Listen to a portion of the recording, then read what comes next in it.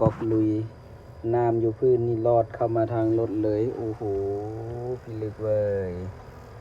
พิลึกเว้ยนี่คือเป็นเส้นทางเข้าในบ้านเนาะน่าจะแม่นของเขตที่ว่าเขตโรงจักรโรงงานเนาะทุกคนเพราะว่ามาส่งลูกค้า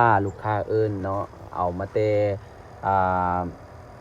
มาแต่โรงหมอ150เตียงมาส่งทางเส้นทาง450ปี450ปีก่ายทางนาควยเนาะลอดเส้นทางรถไฟขึ้นมาทางพี่เนาะทางขวามิตรภาพพี่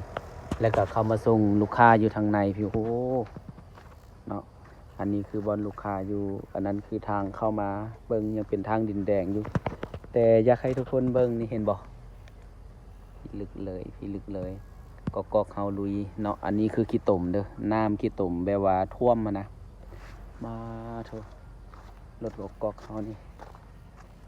ลุยเต็มที่เลยแล้วแต่ลูกค้าเอิ้นมาเนาะบนใดไปได้เบิด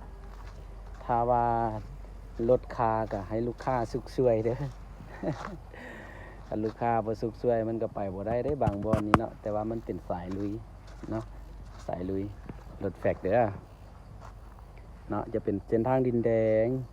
แล้วเข้ามาก็ยังมีบ้านคนอยู่ในพุ่นเนาะ บ้านน่าจะเป็นโรงงานเนาะโรงงานของจักรโรงงานบ้านคนสิมีบ่มีบ่ฮู้แต่บ่เคยเข้าไปในพุ่น